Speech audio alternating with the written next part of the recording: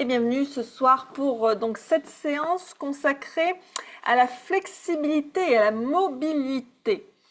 Alors pourquoi? Parce que une des choses que j'entends bien souvent en cours ou quand je dis que je suis prof de yoga, c'est des personnes qui me disent qu'ils ne sont pas assez souples pour faire du yoga. Mais la souplesse, ce n'est pas un prérequis pour pratiquer le yoga. En revanche, ça va être un de ses nombreux bénéfices. La souplesse, c'est la capacité à allonger un muscle et donc cette souplesse, elle va notamment aider à maintenir une posture correcte et donc diminuer les déséquilibres musculaires, ce qui va éviter aussi les douleurs chroniques qui sont causées par une posture incorrecte. Donc l'étirement régulier des muscles comme on le fait en yoga, ça permet aussi d'améliorer la circulation du sang, ce qui va permettre de mieux nourrir nos muscles et nos tissus. Et les muscles souples sont moins susceptibles de se contracter de manière excessive. Alors vous l'avez peut-être remarqué, dans certaines postures, vous avez peut-être tendance à avoir des crampes. Et bien ça, c'est typique d'un muscle qui n'est pas assez souple et qu'on étire d'une façon dont il n'a pas l'habitude d'être étiré. Et donc quand on assouplit ces muscles, ça va diminuer le risque de déchirure et de claquage notamment. La souplesse, ça va aussi permettre aux muscles et aux tendons de mieux absorber les chocs.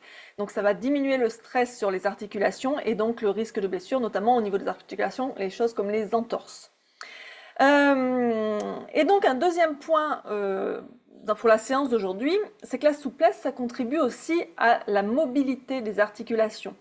Cette mobilité des articulations, elle est essentielle pour effectuer toutes nos activités quotidiennes avec aisance et aussi prévenir les raideurs qui sont liées au vieillissement.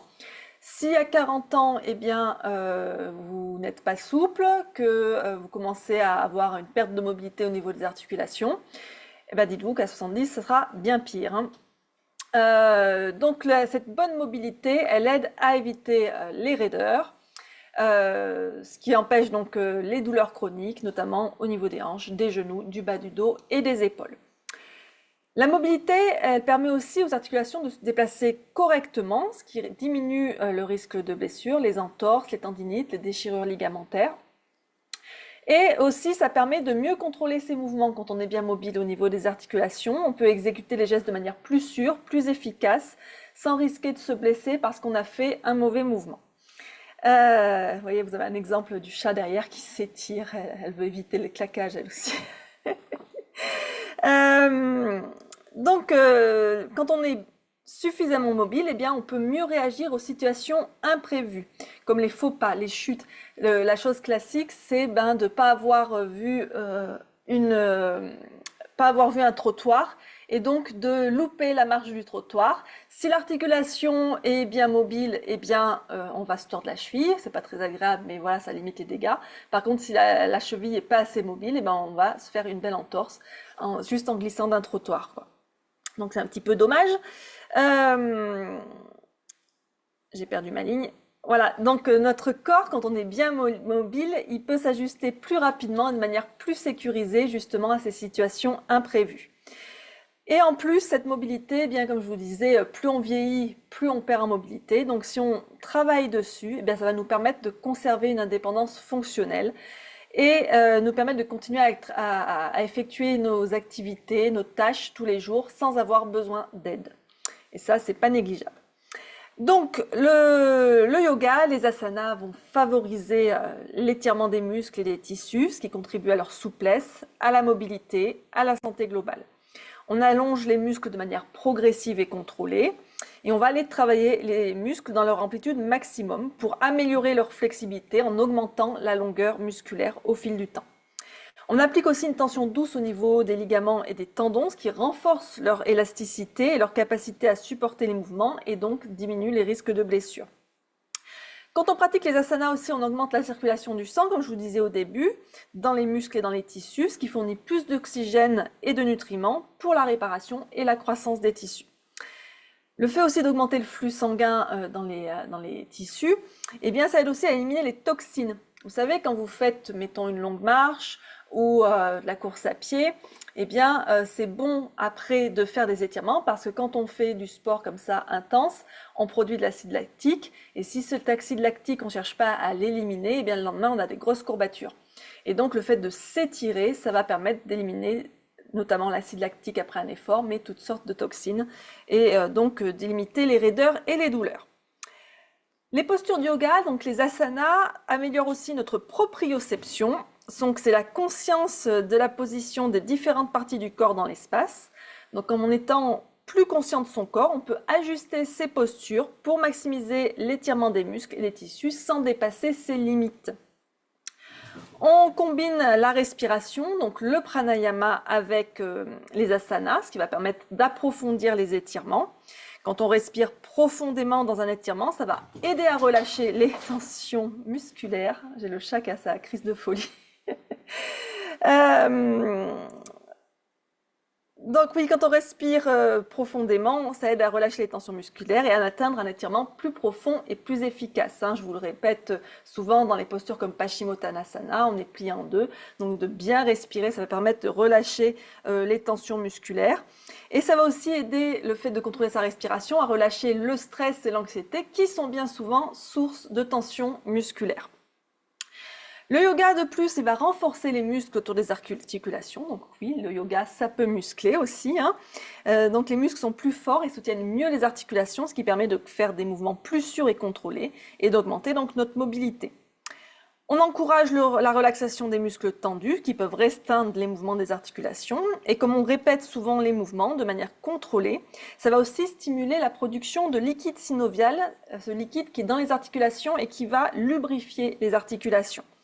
Donc une meilleure lubrification, ça va éviter que les articulations, les surfaces articulaires entrent trop en friction, ce qui facilite aussi un mouvement fluide et sans douleur.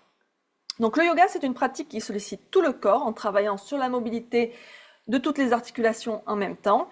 C'est une approche globale qui aide à maintenir un équilibre corporel et une mobilité harmonieuse. Donc je vous encourage vraiment à pratiquer régulièrement pour maintenir et améliorer votre souplesse et votre mobilité. Et j'insiste bien sur l'importance d'être à l'écoute de son corps et d'éviter de forcer dans les étirements pour prévenir les blessures. Parce que oui, en yoga aussi, on peut se blesser, mais si on reste bien à l'écoute de son corps, et bien normalement, tout se passe bien. Voilà pour cette longue introduction. Je vous invite maintenant à prendre une position assise confortable pour un petit moment de recentrage. On prend donc sa posture assise confortable, le dos bien droit, les épaules relâchées. On peut fermer les yeux pour plus d'intériorité. Mais si ce n'est pas confortable de fermer les yeux, bien on baisse simplement le regard sur le sol. Vous pouvez commencer par prendre de profondes inspirations par le nez et par souffler par la bouche tranquillement.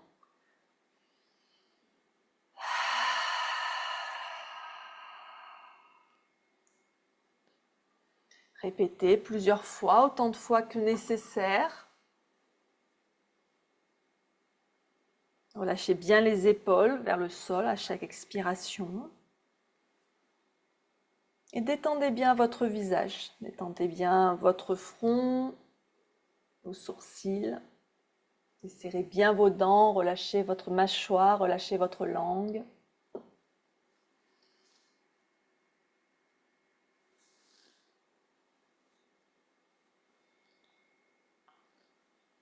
Et prenez un temps pour observer tout votre corps. Alors peut-être que quand vous vous êtes réveillé ce matin, il y avait des sensations inhabituelles dans votre corps, ou peut-être que vous l'avez senti au moment de poser le pied par terre, à moins que des sensations se soient installées pendant la journée. Donc, prenez note de toute sensation qui serait présente, que ce soit des douleurs ou des tensions, que ce soit de la pression, du chaud, du froid, des picotements, des fourmillements. Prenez note de ce que vous observez. Observez également votre état mental, émotionnel. Est-ce qu'il y a une certaine humeur qui domine aujourd'hui ou certaines émotions, ou des pensées qui tournent en boucle? Là aussi, prenez note.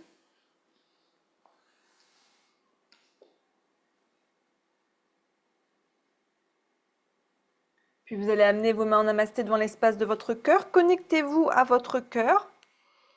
Et peut-être que vous avez une intention particulière pour cette pratique, un but précis pour cette pratique, pour cette journée, pour cette saison de yoga, pour ce mois de septembre. Quel est votre but? Que souhaitez-vous incarner? Que souhaitez-vous accomplir? Observez ce qui vient naturellement à votre esprit, un mot ou une phrase, peu importe, pourvu que ce soit positif.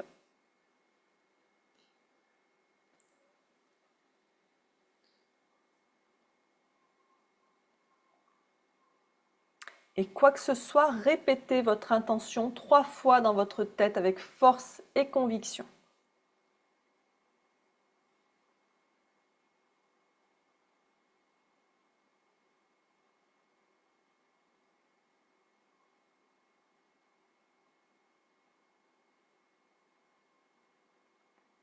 Si vous le souhaitez, vous pouvez également dédier votre pratique à quelqu'un ou quelque chose qui est cher à votre cœur. Ça peut être quelqu'un de vivant, quelqu'un de disparu.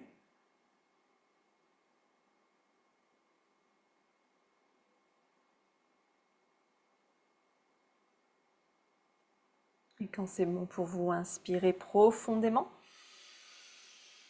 Et expirez, vous pouvez reposer vos mains sur vos genoux.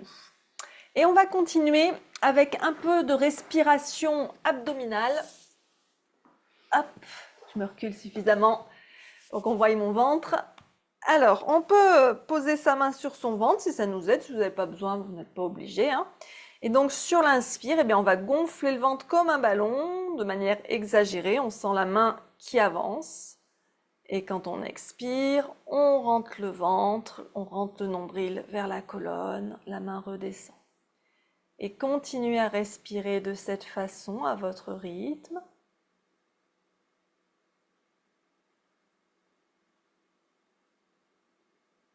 Alors pour certaines personnes, c'est compliqué de sortir son ventre. À ce moment-là, ce que vous pouvez faire, c'est venir allonger sur votre tapis en posture de repos constructif par exemple ou en Shavasana. Et vous placez à ce moment-là une brique sur le ventre. Et vous allez essayer, sur l'inspire, de faire monter la brique. Et sur l'expire, de la faire redescendre. Et ainsi de suite.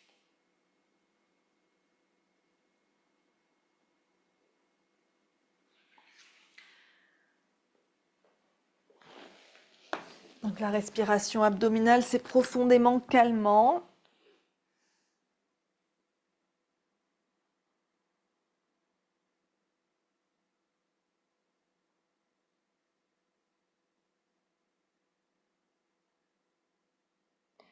Donc c'est quelque chose qu'on peut pratiquer dans les moments de stress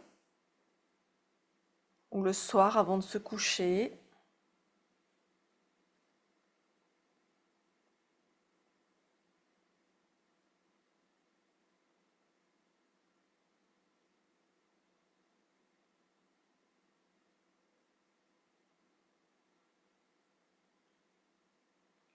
Ça permet aussi de masser les organes digestifs.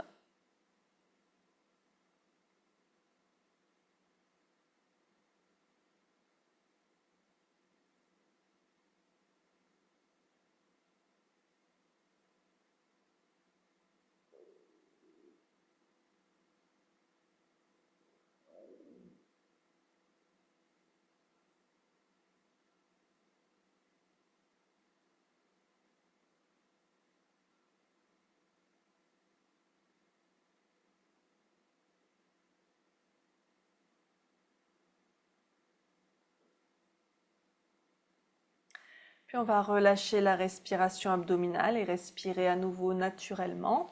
Alors quand vous êtes assis au sol, n'hésitez pas à surélever le bassin s'il y a besoin, si vous sentez de la pression sur le bas du dos. Hop, on place quelque chose sous les fesses, un coussin, une couverture, une brique. Et on va commencer ici par faire des rotations avec le torse pour commencer à échauffer les hanches et la colonne. Vous pouvez inspirer sur la moitié du cercle et expirer sur l'autre moitié. Engagez bien vos abdos.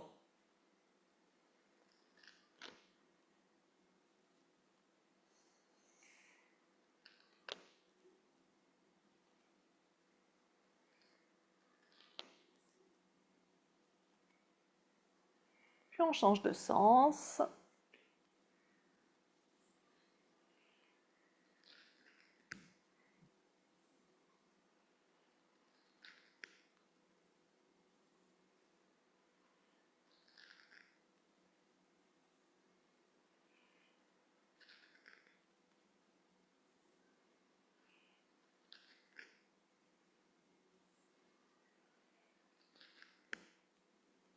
Et on va revenir au centre. On va continuer en échauffant les épaules et le haut du dos.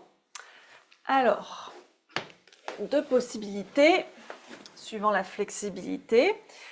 On va commencer avec le bras droit par-dessus le bras gauche. Si vous faites l'inverse, c'est pas grave, il n'y a pas trop d'importance ici, mais il faut bien commencer d'un côté. Donc, les bras se croisent au niveau des coudes à peu près. Première option, on vient attraper ses épaules ou ses omoplates suivant ce qu'on peut atteindre, comme si on se faisait un câlin. Donc là, mes coudes sont bien décollés de ma poitrine, ils sont en hauteur d'épaule, ils ne sont pas posés sur ma poitrine. Ça, c'est la première option. La deuxième option, toujours avec le bras droit par-dessus le bras gauche, donc on plie les coudes et on va enrouler les bras l'un autour de l'autre avec les bras dans la posture de l'aigle, Garudasana. Donc là, on sent bien l'étirement dans le haut du dos, dans les épaules. Respirez lentement, profondément. Observez votre corps, écoutez-le.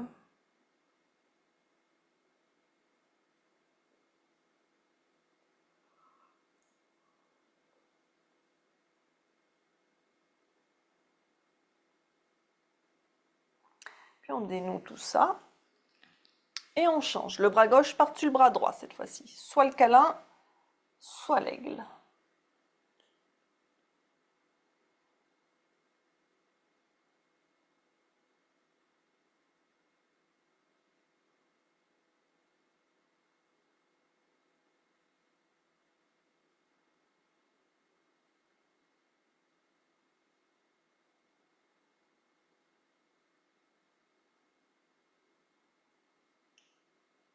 Et on dénoue tout ça. Et on va pouvoir passer à quatre pattes. Vous pouvez, si vous avez besoin, faire des petites rotations avec les épaules. Vous pouvez enlever vos chaussettes si vous les aviez gardées. Et on vient donc bien se placer à quatre pattes, les poignets sous les épaules, les genoux sous les hanches. Les mains sont bien à plat, les doigts bien écartés. Les doigts bien à plat aussi. Le dos droit, le regard entre les mains, posture de la table. Et de là, on va partir en Shavash. Un flow dynamique. On inspire, on creuse le dos, on rapproche les omoplates l'une de l'autre, on monte le coccyx vers le ciel, on regarde devant soi. Et on expire, on fait le dos rond. On descend le coccyx vers le sol, on rentre le menton vers la poitrine et on rentre le nombril vers la colonne. Et continuez comme ça à votre rythme. Au rythme de votre souffle, c'est votre souffle qui dicte le mouvement. On inspire, on creuse dans la posture de la vache. On expire, on arrondit dans la posture du chat. Et vous continuez, on inspire, on sent l'étirement dans la gorge, dans le ventre, dans la poitrine. Et on expire, on sent la contraction de la gorge et du ventre. Inspirez lentement et profondément par le nez. Et expirez complètement, lentement, toujours par le nez.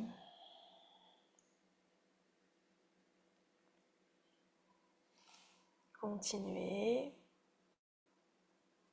Donc ça, c'est quelque chose que vous pouvez faire tous les matins avant de commencer votre journée pour réveiller la colonne, les vertèbres, les disques et améliorer leur mobilité. Vous pouvez aussi faire ça le soir, hein. C'est profondément calmant puisqu'on se connecte à son souffle. Et ça peut permettre d'éliminer des petites tensions qui sont venues s'accumuler au fil de la journée.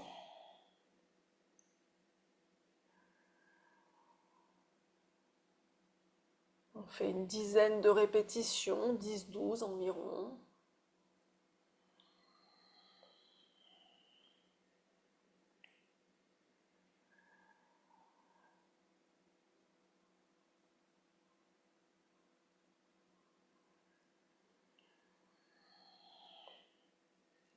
Puis on va passer en chien la tête en bas. On va crocheter les orteils. On pousse sur les mains, on décolle les genoux, on pousse le ventre contre les cuisses et on étend ses jambes. On peut garder le contact ventre-cuisse en gardant les genoux pliés ou alors on pousse simplement le ventre, la poitrine en direction des jambes.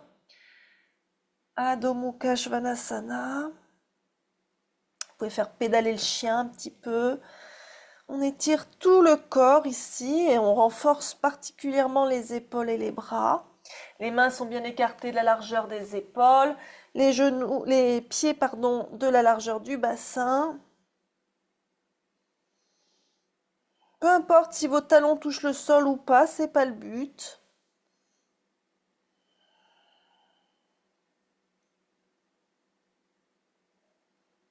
Puis on inspire, on regarde entre ses mains. Et on expire, on ramène ses pieds vers ses mains. Ou ses mains vers ses pieds, ou un peu des deux, peu importe. On vient en pince, Uttanasana, le ventre sur les cuisses. On plie les genoux autant que nécessaire, on relâche les mains vers le sol ou sur des briques. Les mains peuvent être devant les pieds, de chaque côté des pieds.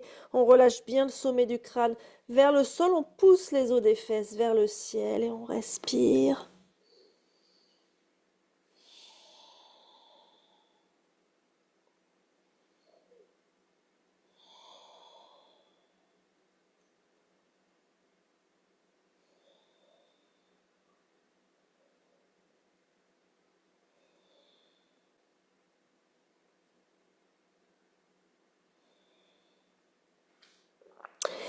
Puis on va plier les genoux, vous allez poser les mains au-dessus des genoux sur les cuisses et vous prenez bien appui avec les mains sur les cuisses pour dérouler la colonne vertèbre par vertèbre. La tête va se dérouler en dernier.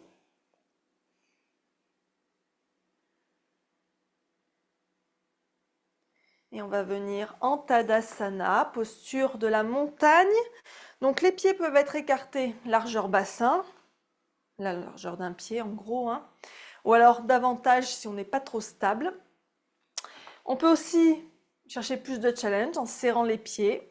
Les gros orteils se touchent, les talons écartés d'environ 2 doigts. Et donc ici, les pieds sont fermement ancrés dans le sol. Sentez bien le contact du sol avec la base de vos orteils, la tranche externe du pied et vos talons. Vous pouvez même imaginer des racines qui sortent de vos pieds et qui vous relient au centre de la terre. Les jambes sont actives, sans verrouiller les genoux. On bascule un petit peu le bassin vers l'avant, on rentre son ventre. La poitrine est bien ouverte, les épaules basses et ouvertes vers l'arrière. Menton parallèle au sol. On peut fermer les yeux ou baisser le regard vers le sol. Tadasana, la posture de la montagne. Prenez ce temps ici pour observer votre corps, les sensations dans le corps, pour observer votre esprit, ce qui se passe dans votre tête, pour observer votre souffle.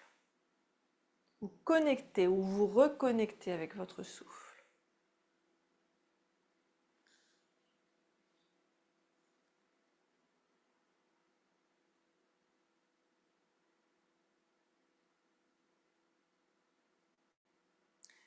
Tadasana, Samastiti, la posture 0 des postures debout.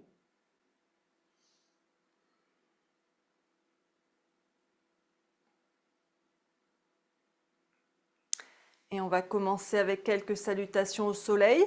Les salutations au soleil, donc c'est un mouvement un enchaînement de postures dynamiques qui vont permettre oui, d'échauffer tous les muscles, toutes les articulations.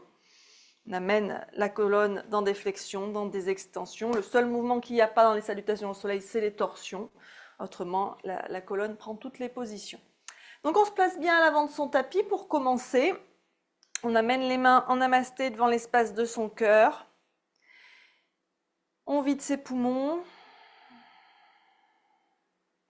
Et on inspire, on lève les bras vers le ciel, on s'étire vers le ciel et légèrement vers l'arrière. Et on expire, on plonge vers le sol, Uttanasana. Inspirez, reculez votre jambe droite loin derrière, posez le genou au sol, regardez devant vous. Et on expire, on recule la jambe gauche. On vient en planche ou en demi-planche, c'est-à-dire qu'on pose les genoux. Inspirez en planche. Puis expirez, posez les genoux et on va descendre en Ashtangasana, c'est-à-dire c'est comme une pompe, on plie les coudes vers soi et on descend le menton, la poitrine entre les mains. Puis on inspire, on bascule le bassin vers l'avant, on pose le bassin au sol, on remonte la poitrine en cobra. Et on expire, on revient en chien la tête en bas. Inspirez, ramenez le pied droit aussi loin que vous pouvez vers l'avant, posez le genou gauche au sol. Et expirez, ramenez le pied gauche à côté du pied droit. Inspirez, on se redresse, le dos bien droit, les mains vers le ciel. Et expirez, on revient en Tadasana. Alors, dans cette salutation au soleil, il y a plusieurs moments un petit peu difficiles, qui peuvent être difficiles suivant les personnes. Donc, notamment, ça va être le passage de la planche à descendre en Ashtangasana et ensuite passer en cobra. Alors, ce qu'il faut bien comprendre, donc on peut partir de la demi-planche, c'est un peu comme quand vous faites une pompe, sauf que là, c'est ce qu'on appelle des pompes de yoga.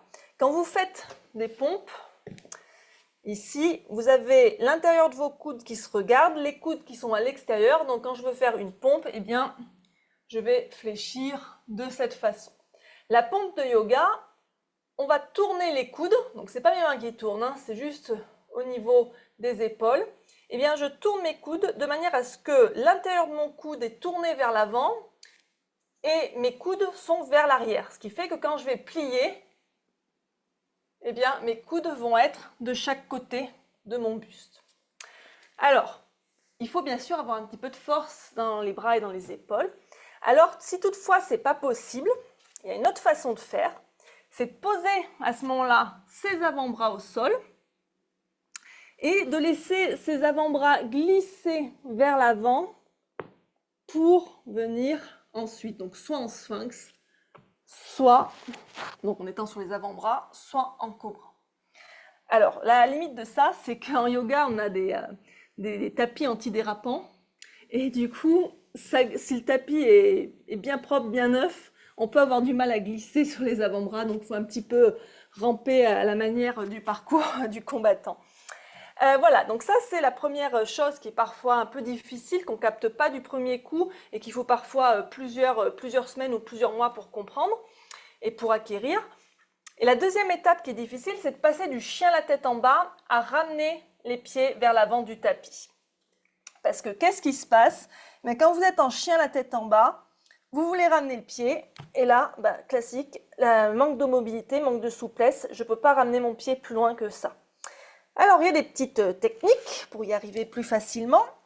Moi, ma petite technique, c'est que je monte sur le bout des doigts.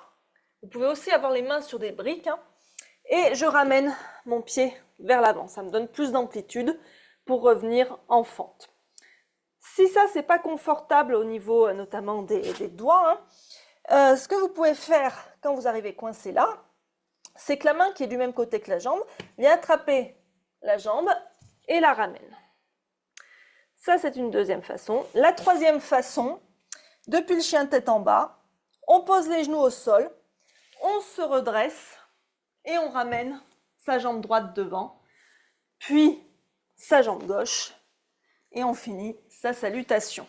Tac, tac. Alors, il peut arriver, bien entendu, qu'à la fin de sa salutation, on ne soit plus du tout à l'avant de son tapis, qu'on soit là. Donc à chaque fin de salutation, vous vous replacez à l'avant de votre tapis.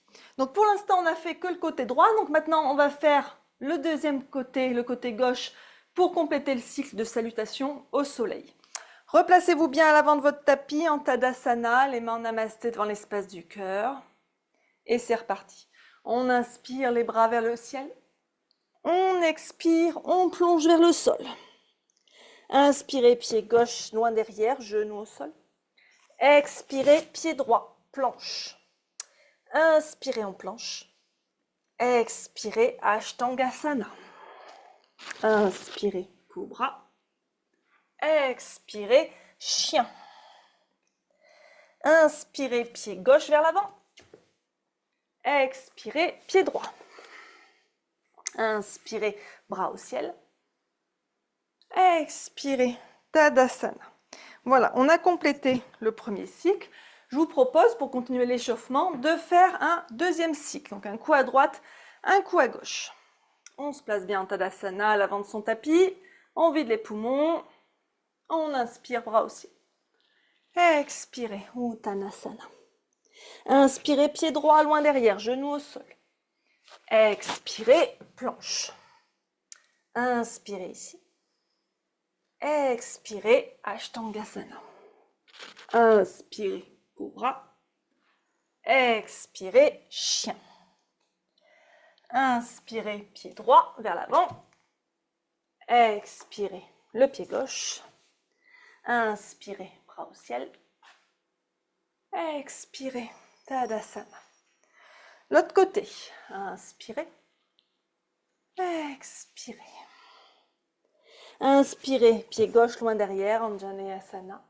Expirez, planche. Inspirez. Expirez. Inspirez, cobra, Bhujangasana. Expirez, Adho Mukha Svanasana, le chien. Inspirez, pied gauche vers l'avant. Expirez, pied droit. Inspirez, bras au ciel. Expirez, Tadasana. Et on revient en Tadasana. On prend à nouveau ce temps pour respirer, pour s'observer, pour boire quelques gorgées si nécessaire, pour se reconnecter avec son souffle. Les salutations, ça a pu faire augmenter le cardio un petit peu, augmenter le rythme respiratoire aussi.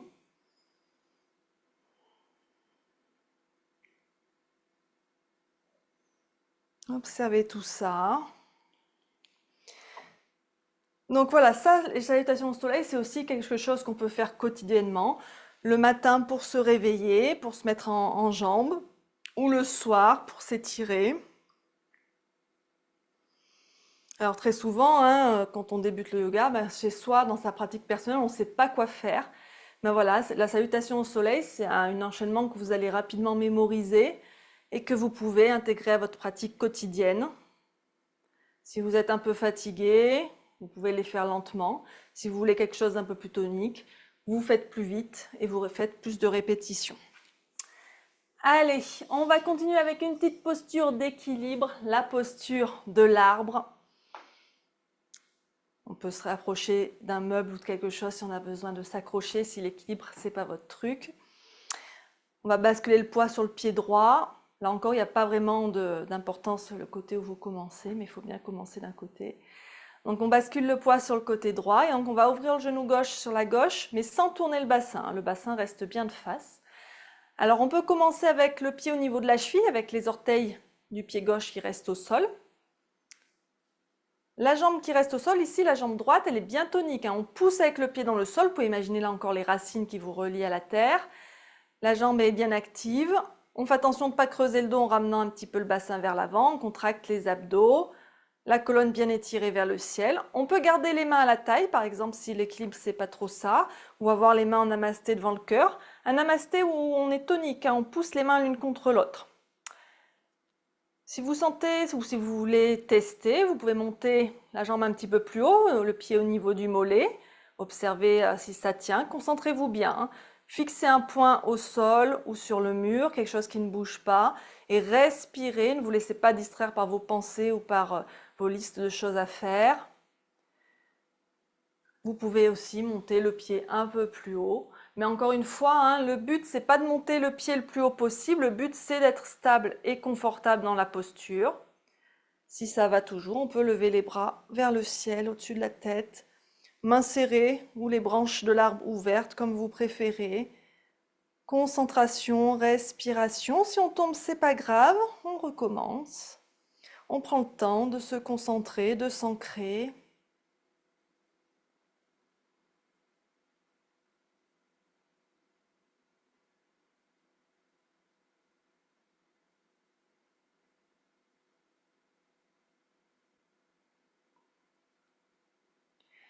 Et on redescend en essayant de contrôler sa descente, pas de s'écrouler. On peut prendre un instant pour détendre ses bras et ses jambes, les secouer. Et quand vous êtes prêt, eh bien vous faites l'autre côté. Donc le poids sur le pied gauche cette fois-ci. Et on amène le pied droit à la hauteur qui nous convient. Peut-être qu'il y aura une différence entre un côté et l'autre. Soyez à l'écoute de votre corps, de ce qu'il peut faire. Acceptez que certains jours, ben, ça ne veut pas. Ou certains moments de la journée. Respirez.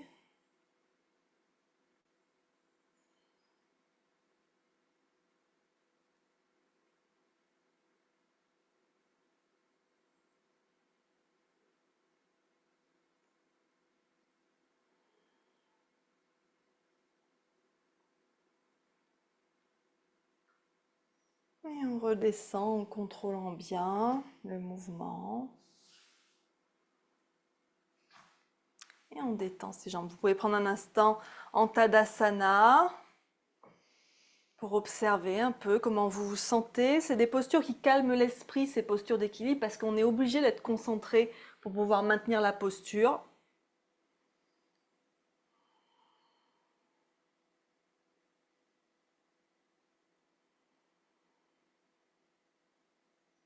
Et on va continuer avec des postures debout, en rotation externe du fémur.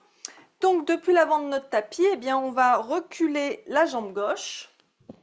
On prend un écart suffisant entre ses pieds. Il faut à peu près qu'il y ait la distance, la longueur d'une de vos jambes entre vos deux pieds.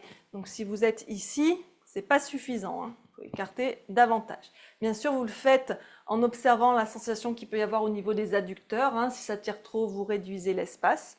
Alors, je vous disais, une posture en rotation externe du fémur. On va amener le pied gauche de manière à ce qu'il soit perpendiculaire au pied droit. C'est-à-dire que mon pied droit est bien dirigé vers l'avant, mon pied gauche perpendiculaire au pied droit, avec les orteils légèrement tournés vers l'intérieur. Donc ici, vous avez la hanche gauche qui s'ouvre vers l'extérieur. C'est-à-dire que mon bassin, ma poitrine sont tournés face au côté long du tapis. Et ici, on va venir dans une posture de guerrier, le guerrier 2. On va donc plier le genou droit en amenant le genou au-dessus du talon, de manière à ce que le genou ne dépasse pas la cheville. Pour être sûr de ça, vous regardez si vous pouvez voir vos orteils. Si vous ne voyez plus vos orteils, c'est probablement que vous êtes dans quelque chose un peu comme ça. Vous sentez peut-être de la pression sur la cheville, sur le genou. Donc il faut avancer plus le pied droit ou reculer plus le pied gauche, de manière à toujours voir ses orteils ici. Toujours le bassin, la poitrine bien tournée face au côté long du tapis. On rentre le ventre, on ramène un peu le bassin vers l'avant pour ne pas creuser le dos et on tend les bras parallèles au sol. Le regard sur le majeur de la main droite, mais faites attention à ce que fait le bras gauche pendant ce temps, hein. Comme on n'a pas le nez dessus, il a tendance un peu à partir dans tous les sens. Et ici, ressentez. Est-ce que vous mettez plus de poids sur un pied que sur l'autre? La tendance, c'est de mettre plus de poids sur le pied droit, ce qui va donner un guerrier qui est un peu penché vers l'avant, comme ça. Non, ce n'est pas ce qu'on veut. On essaye de ramener le poids équitablement réparti entre les deux pieds, de manière à avoir la colonne étirée vers le ciel. On respire.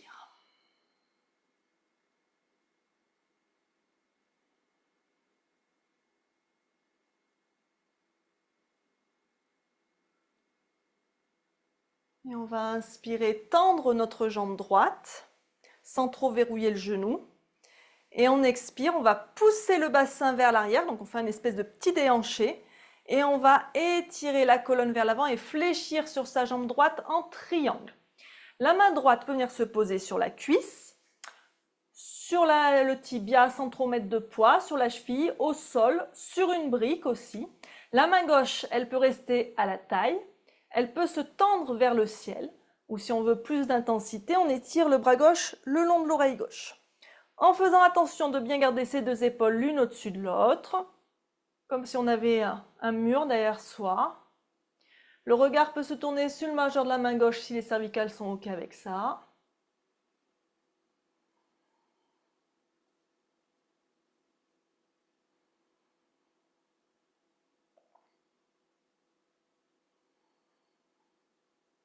Et on va inspirer, se redresser doucement.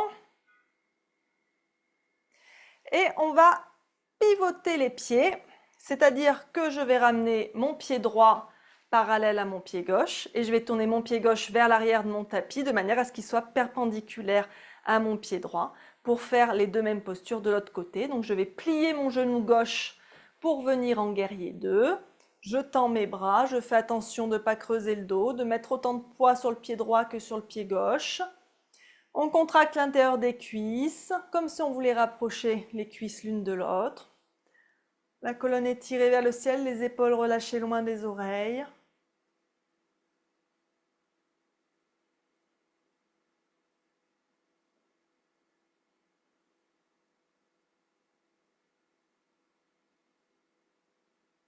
Puis on inspire, on tend sa jambe gauche sans verrouiller le genou. On expire, on pousse le bassin vers l'arrière. Et on expire, on fléchit sur sa jambe gauche, le bras droit vers le ciel. Et on respire lentement, profondément, complètement par le nez.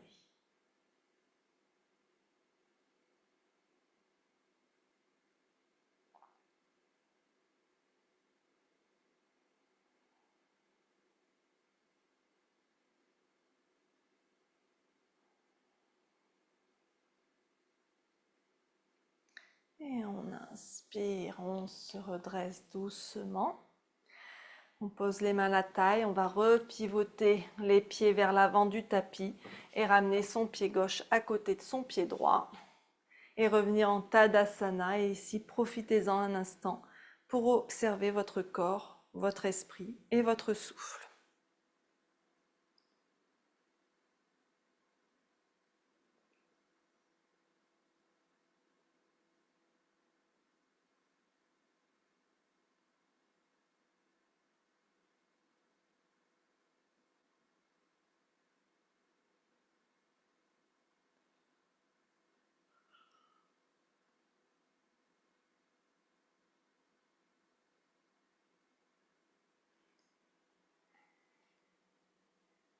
Puis depuis l'avant de notre tapis, pour la posture de la chaise, Utkatasana, qu'on peut faire pieds écartés aussi largement que nécessaire pour la stabilité, ou alors les pieds serrés. Ça va être plus difficile pieds serrés. Au niveau des bras, les bras vont pouvoir être tendus devant soi ou être tendus de chaque côté des oreilles suivant la mobilité des épaules. Donc sur un inspire, on monte les bras à la hauteur qui nous convient. Sur l'expire, on plie les genoux, on descend les fesses sans avancer les genoux. On recule bien les fesses et on respire ici.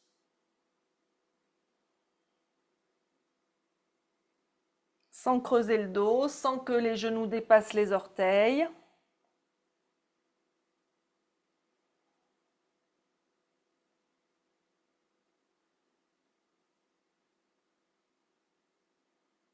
On inspire. Et on expire, on se redresse, on sent bien les cuisses qui travaillent là.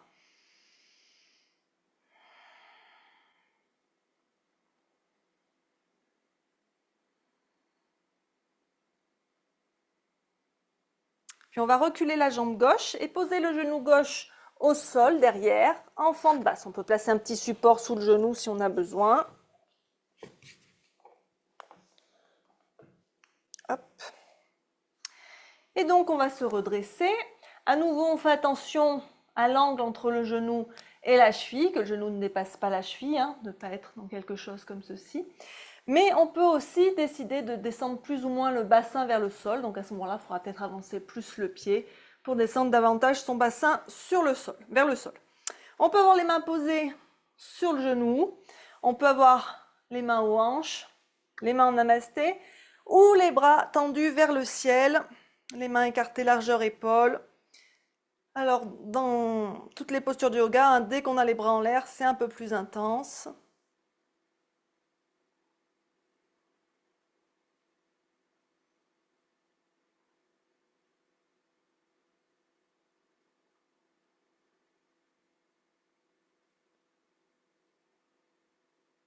Puis on va reposer les mains au sol de chaque côté du pied droit.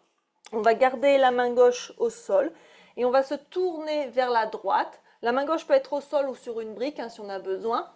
La main droite va pouvoir venir se poser sur la cuisse, au niveau des lombaires, ou alors on peut la tendre vers le ciel, suivant le confort.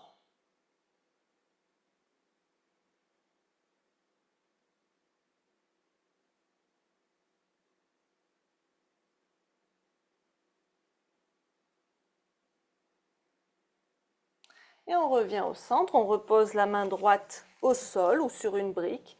Et cette fois-ci, on va se tourner vers la gauche. Et on a la main gauche, bien, soit au niveau des lombaires, soit tendue vers le ciel.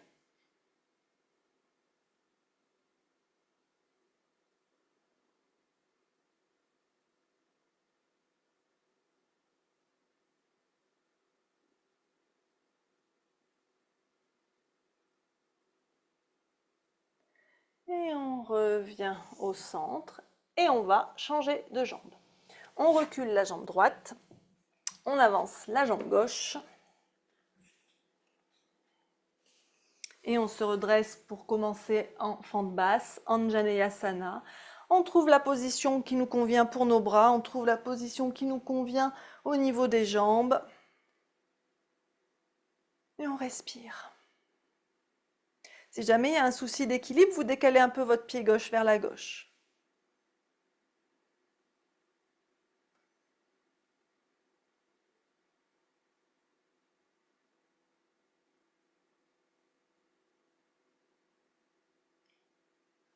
Et on repose les mains au sol. La main droite va rester au sol ou sur une brique. Et on va tranquillement se tourner vers la gauche en positionnant son bras gauche comme il est confortable pour nous.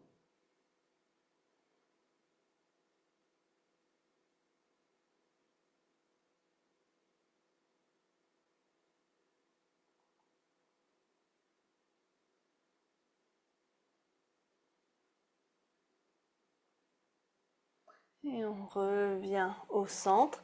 La main gauche reste au sol et on va se tourner vers la droite cette fois-ci. Une torsion ouverte.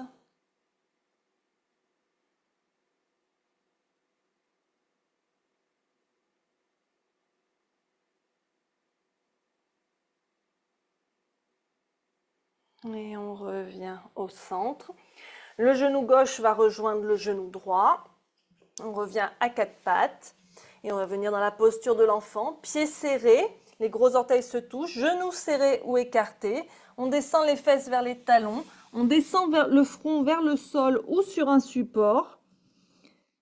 Et soit on étire les bras loin devant, soit on ramène les bras le long du corps, à votre guise. Respirez bien ici, sentez le mouvement de l'arrière de votre cage thoracique.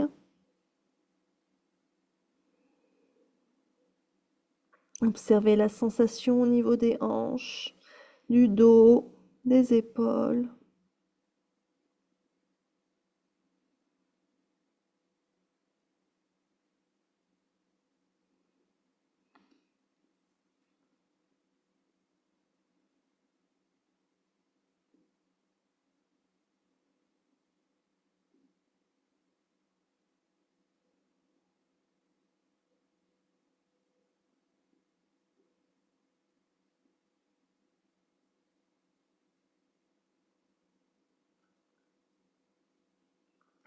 Puis un petit peu de travail abdominal. On va inspirer, revenir à quatre pattes. Pour la planche. Alors la planche, on peut être sur ses mains avec les poignets sous les épaules. Si jamais l'appui sur les mains est douloureux pour les poignets, n'oubliez pas que vous pouvez replier le tapis ou placer une couverture sous les mains pour soulager.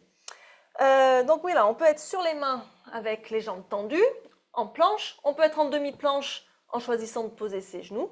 On peut aussi être en planche sur les avant-bras avec les coudes sous les épaules et en tendant les jambes. À votre guise, l'une de ces possibilités. Sinon, vous pouvez aussi rester en posture de l'enfant si vous préférez. En posture de la planche, on engage bien les jambes, on pousse dans les talons, on contracte les abdos, ça renforce les bras également. Respirez.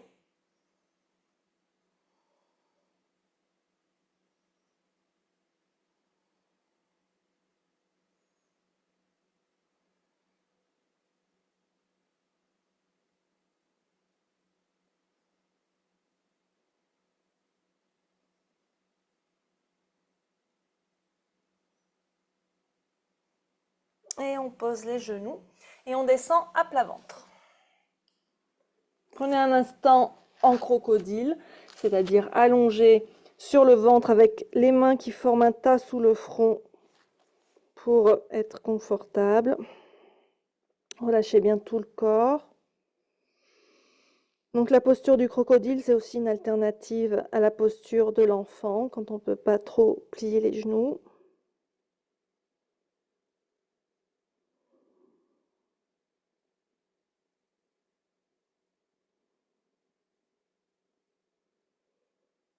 Et on va continuer avec quelques flexions arrière de la colonne. On va ramener les bras le long du corps. Vous pouvez poser le menton au sol pour commencer. Pour la posture de la sauterelle, donc en utilisant les muscles du dos, eh bien on décolle la tête, les épaules, la poitrine, les bras, les pieds, les genoux, les jambes aussi haut qu'on peut. On regarde devant soi, on respire.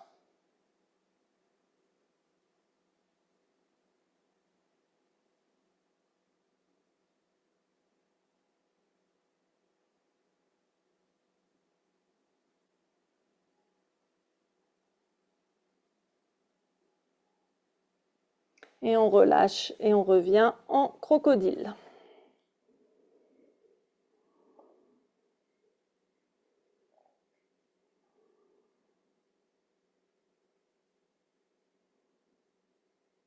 Alors parmi les flexions arrière, on a déjà vu le cobra pendant la salutation au soleil.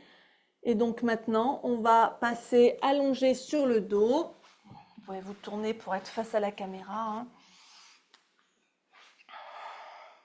Pour le demi-pont, qui est à la fois une flexion arrière de la colonne, mais qui est aussi une inversion, puisqu'on lève le bassin plus haut que la tête, plus haut que le cœur. Donc, on a les jambes repliées, les pieds écartés largeur bassin, c'est-à-dire qu'on a en gros un pied devant chaque fesse, mais on regarde qu'on ne puisse que frôler ses talons avec le bout de ses doigts. C'est-à-dire que les pieds ne sont pas juste devant les fesses, sinon vous allez sentir, vous aurez mal aux genoux. Donc si vous sentez dans la posture que vous avez mal aux genoux, c'est qu'il faut éloigner davantage vos pieds de vos fesses. Sur un expire, on va plaquer les lombaires au sol en remontant le pubis vers le nombril ou en faisant ce petit mouvement du bassin vers l'avant. Et on va, sur l'inspire, contracter ses fesses et ses cuisses pour décoller le bassin du sol. On va enrouler les épaules vers l'arrière, comme si on voulait que les omoplates se touchent. Les bras sont étirés en direction des pieds, comme si vos mains voulaient venir attraper vos chevilles. On pousse avec les avant-bras dans le sol, on regarde son nombril. Le menton se rapproche de la poitrine, mais sans toucher la poitrine. On continue de bien contracter ses fesses et ses cuisses. Ne pas oublier de contracter les cuisses.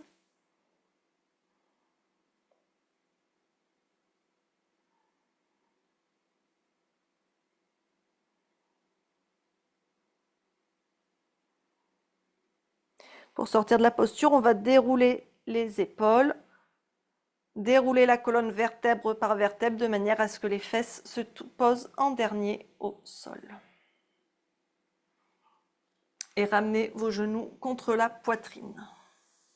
Serrez-les bien contre vous. Vous pouvez balancer un petit peu de droite à gauche pour masser votre dos.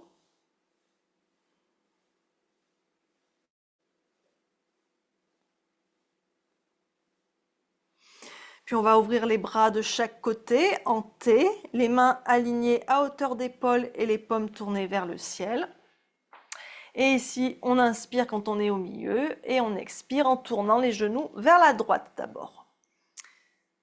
Le regard, lui, peut se tourner vers la main gauche, si c'est OK pour les cervicales, sinon on regarde plus vers le plafond.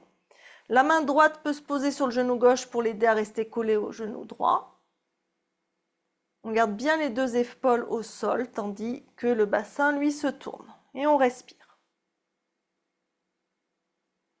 Observez votre souffle.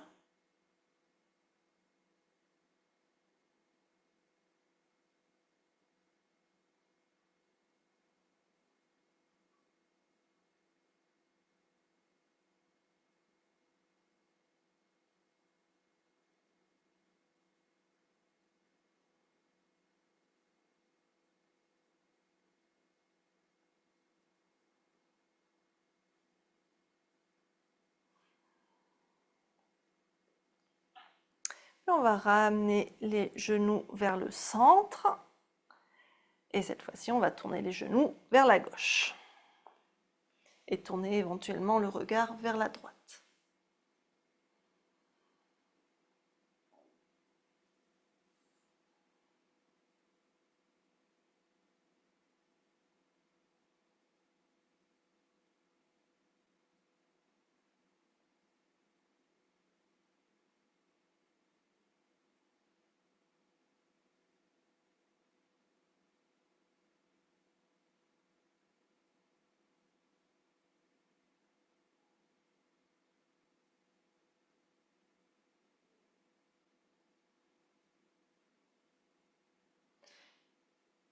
Puis, on va finir de rouler vers la gauche pour prendre appui et se redresser tout doucement pour revenir assis en Dandasana avec les jambes tendues devant soi.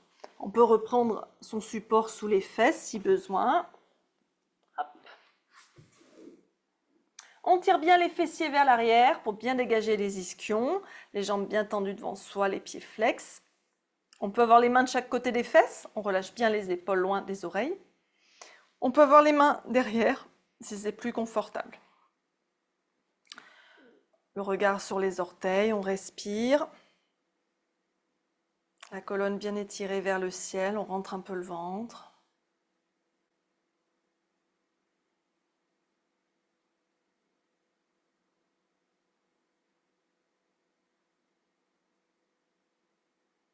Dandasana, la posture du bâton. Samastiti, la posture 0 des postures assises.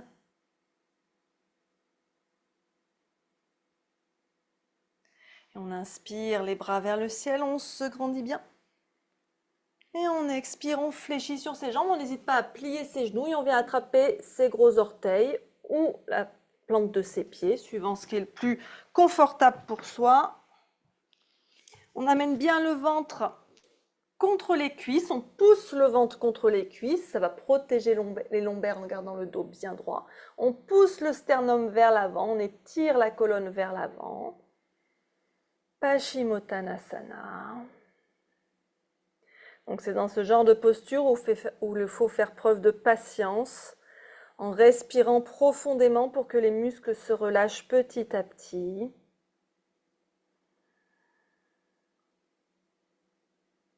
Sans forcer, simplement en respirant. Les muscles du dos, les muscles de l'arrière des jambes.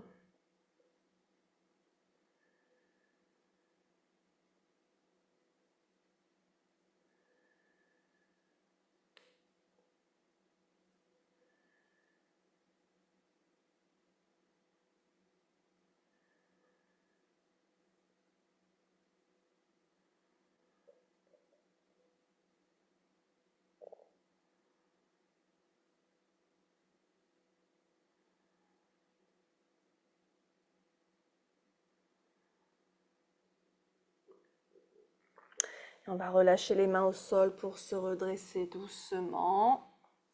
Revenir en Dandasana, respirer.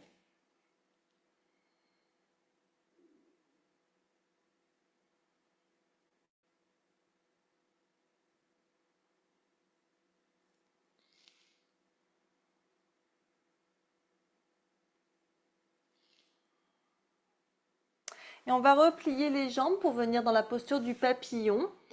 On garde les pieds serrés, on laisse les genoux s'ouvrir de chaque côté, les plantes de pied l'une contre l'autre, les talons aussi près que vous pouvez des fesses, la colonne bien étirée vers le ciel, on s'accroche à ses chevilles, ou si on préfère, on peut aussi avoir les mains derrière soi en appui. Si ça fait trop mal aux genoux ou à l'intérieur des cuisses, on peut aussi placer des briques en support ou des coussins sous les genoux ou sous les cuisses pour que ce soit plus confortable. Baddha Konasana, on peut ici faire battre les ailes du papillon un petit peu.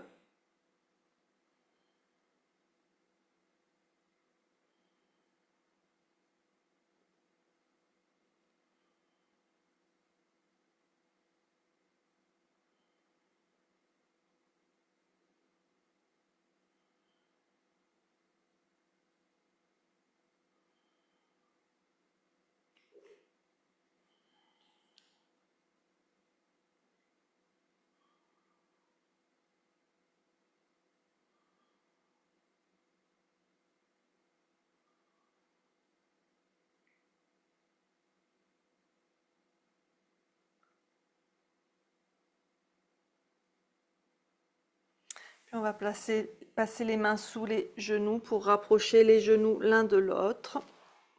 Et à nouveau, on va basculer sur le dos. On pose les pieds au sol, les jambes fléchies. Pour le pigeon allongé, on amène la cheville droite au-dessus du genou gauche. On peut en rester là si ça suffit, si ça tire suffisamment dans la hanche droite, dans la fesse droite, dans la cuisse droite. Sinon, on décolle le pied gauche et on attrape l'arrière de sa cuisse gauche ou le tibia gauche, suivant ce qu'on veut atteindre. Plus on rapproche le genou gauche de soi, plus ça va tirer à droite. On essaye de garder le genou droit éloigné de l'épaule droite. On peut pousser avec le coude droit.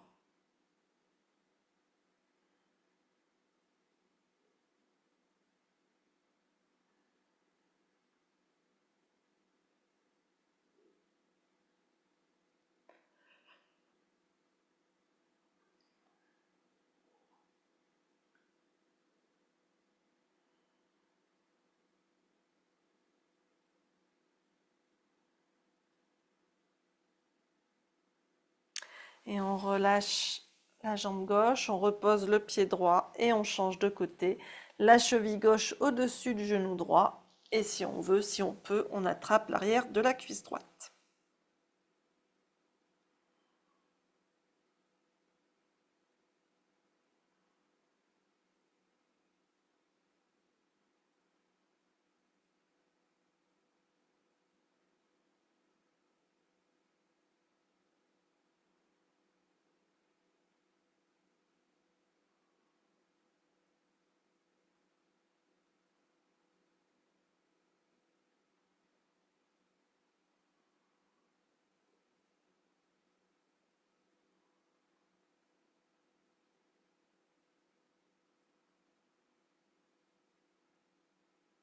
Et on relâche, on ramène les deux genoux contre la poitrine.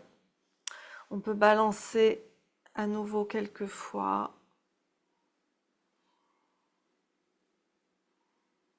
Avant de s'installer en Shavasana pour la relaxation finale. Donc on allonge ses jambes.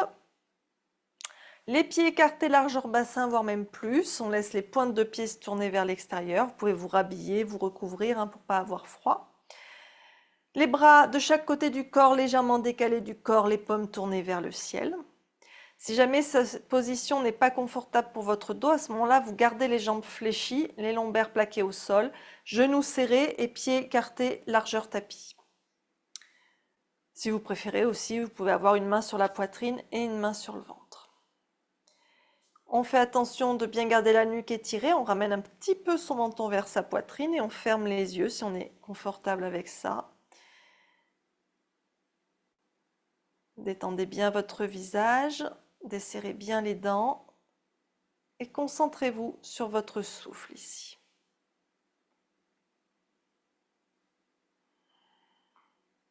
Observez l'air qui entre, l'air qui sort. L'air frais qui entre, l'air chaud qui sort. Observez la sensation de ce passage, l'air frais qui passe dans les narines, dans vos sinus, puis qui descend dans votre arrière-gorge et vient remplir vos poumons, tandis que l'air réchauffé sort en empruntant le même trajet de vos poumons à votre arrière-gorge, à vos sinus, et enfin en ressortant par les narines. Suivez cette sensation.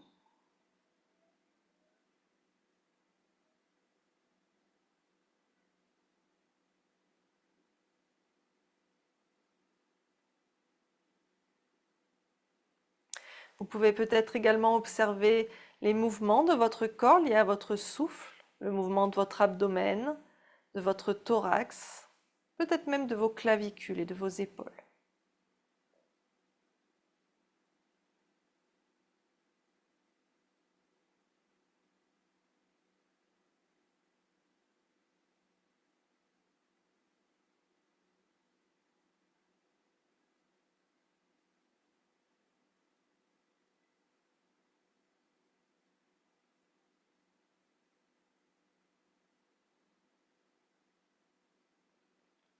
Et on va maintenant faire voyager la conscience dans tout le corps. Essayez de rester immobile le plus possible. Amenez votre attention sur vos pieds, observez les sensations dans vos pieds et envoyez à vos pieds une intention de détente.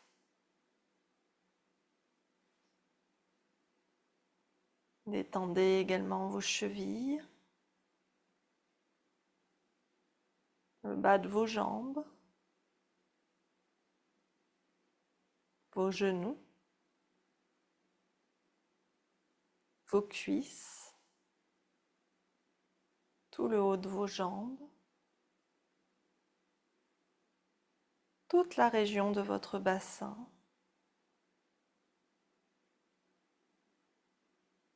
Détendez le bas de votre dos, le milieu de votre dos, vos omoplates et le haut de votre dos.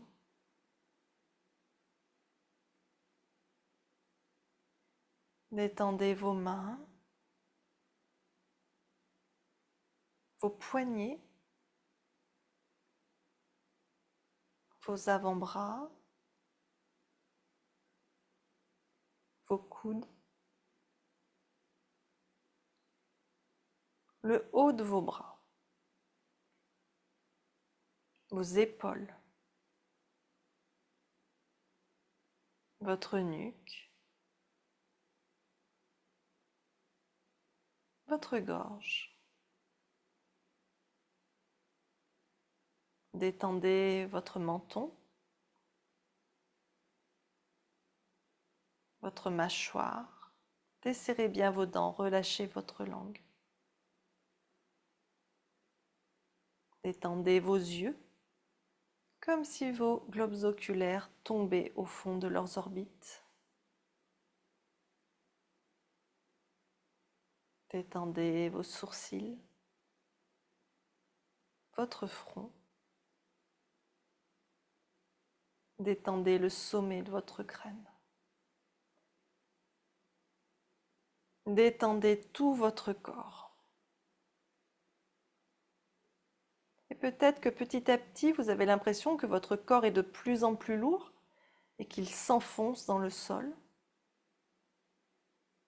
Ou au contraire, peut-être que vous avez l'impression que votre corps est de plus en plus léger, comme une plume, et qu'il s'envole en direction du ciel.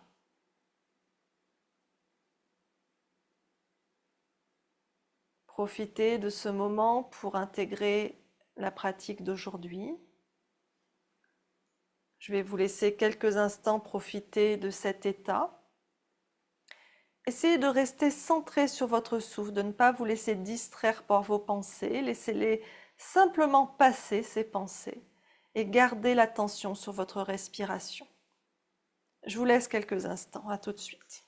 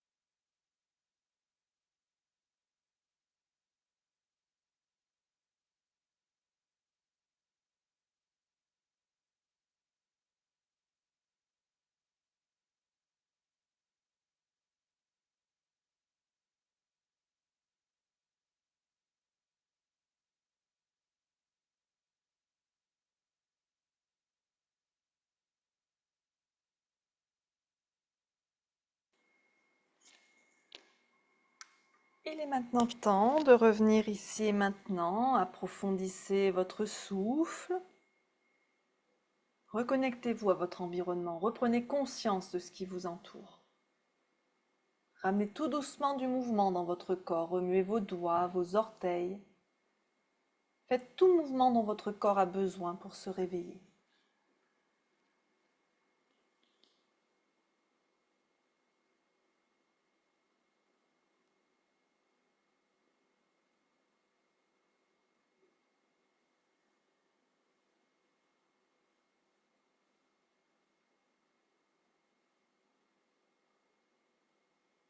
Et quand vous vous sentirez prêt, vous pourrez doucement rouler sur votre côté droit en position fétale. Prenez votre temps. Prenez le temps de respirer ici. Et quand vous vous sentirez prêt, depuis cette position fétale, vous prenez appui avec vos mains devant vous pour vous redresser sans forcer sur le dos et revenir dans une position assise confortable.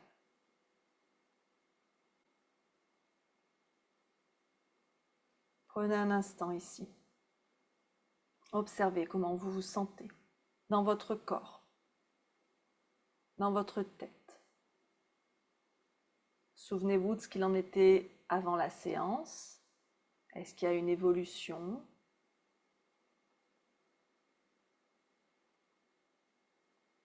Prenez un instant aussi pour vous rappeler votre intention de départ. Est-ce que vous avez atteint votre but ou pas du tout? Si vous n'avez pas atteint votre but, ce n'est pas grave. Vous pourrez toujours recommencer demain. Inspirez profondément. Expirez, rouvrez doucement vos yeux, ramenez vos mains en namasté devant l'espace de votre cœur. Merci à tous d'avoir pratiqué avec moi ce soir. Je vous souhaite une très belle fin de journée et une bonne fin de semaine. Namasté.